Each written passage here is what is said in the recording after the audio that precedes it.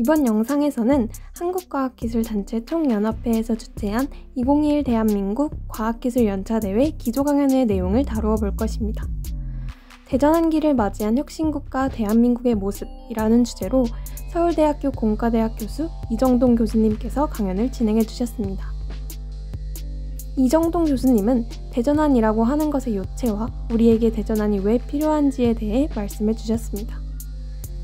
이 그래프와 함께 산업과 기술 분야에 대한 대한민국의 놀라운 발전에 대한 설명을 하셨습니다. 대전환이라는 책에 따르면 대한민국의 기술의 발전을 이렇게 정리할 수 있습니다. 산업과 기술의 발전이 시작할 무렵인 60년, 70년대의 기술은 도입기술이었습니다. 지식이 부족했던 우리나라는 선진국의 기술을 가지고 올 수밖에 없었던 것이죠.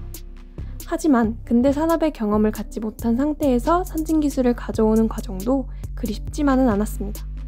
그것을 보여주는 것이 이대리 노트로 잘 알려져 있는 사건입니다.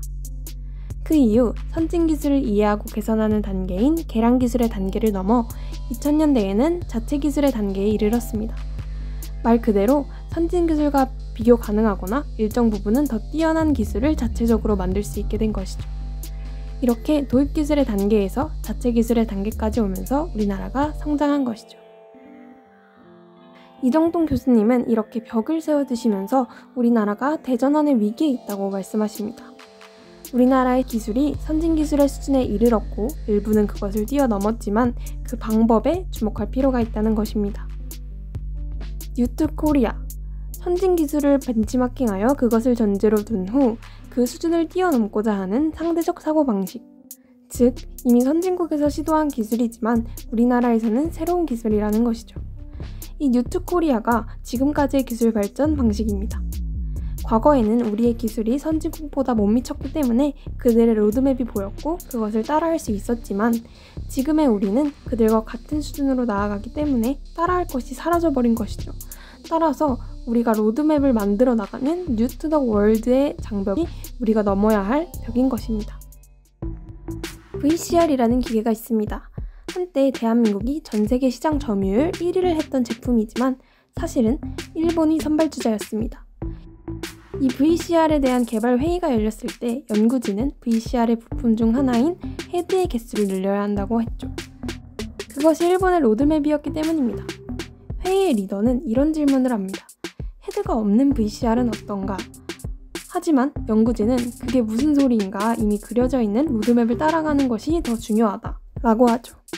이것이 뉴투 코리아와 뉴투 더 월드의 차이인 것입니다. 로드맵을 만드는 과정이 그리 순탄하지는 않지만 버전을 늘려가며 스케일업의 과정을 거쳐야만 기술 혁신을 이룰 수 있습니다. 이정동 교수님은 기술 혁신에 대해 이렇게 비유하셨습니다. 기술 혁신의 결과물은 한 번에 만들어지는 퍼즐이 아니라 만 개의 퍼즐에서 9,999개를 채워나가는 노력 끝에 마지막 한 퍼즐을 집어넣는 순간 우리가 겉으로 드러나는 반짝이는 별빛이 되는 것이다. 내가 지금 하고 있는 과정이 별빛이 되어서 끊임없이 우주 공간 날아가고 있는 그 하루하루일지도 모른다.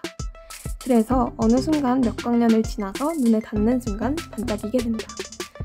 즉, 아무리 혁신적인 아이디어가 있더라도 그것에 버전을 올리는 스케일업의 과정을 꾸준히 해나가야 성공할 수 있다는 것이죠. 뉴투 코리아와 뉴투 더 월드를 정리해봅시다. 노하우와 노와이를 묻는 것, 매뉴얼을 따르지 않고 시도하는 것, 효율성보다 차별성을 생각해보는 것, learning by doing이 아니라 비효율적인 것처럼 보여도 learning by trying을 해보는 것, 시행착오를 두려워하지 않는 것, 장기적 성장을 위한 것, 그들보다 더 잘 해내는 것이 아니라 새로운 개념에 도전하는 목표를 가지는 것. 이것이 뉴 투 더 월드로 가는 지름길이라는 거죠.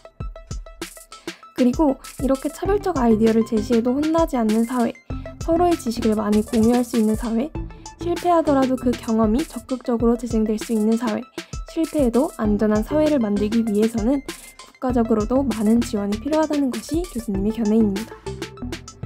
우리 스스로 벤치마크를 제시하는 자신감을 갖고 지구적 문제에 도전하는 그런 과학기술인이 가득한 사회, 그런 과학기술인 젊은 청년들을 지원해주는 혁신국가 대한민국의 체제를 갖춰 나갈 수 있기를 기대하신다는 말씀과 함께 강연을 마무리해 주셨습니다. 이렇듯 대전환기를 맞이한 대한민국이 한 단계 더 혁신국가로 도약하기 위해서 필요한 것들에 대해 아주 좋은 강연을 해주셨습니다. 제가 말한 내용이 강연의 전부는 아니니 더 자세한 내용을 알고 싶으시다면 한국과학기술단체 총연합회의 채널에서 영상을 확인해주세요. 그럼 한국과학기술단체 총연합회에 많은 관심 가져주시고 앞으로 더 유익한 내용을 많이 얻어가시길 바라겠습니다.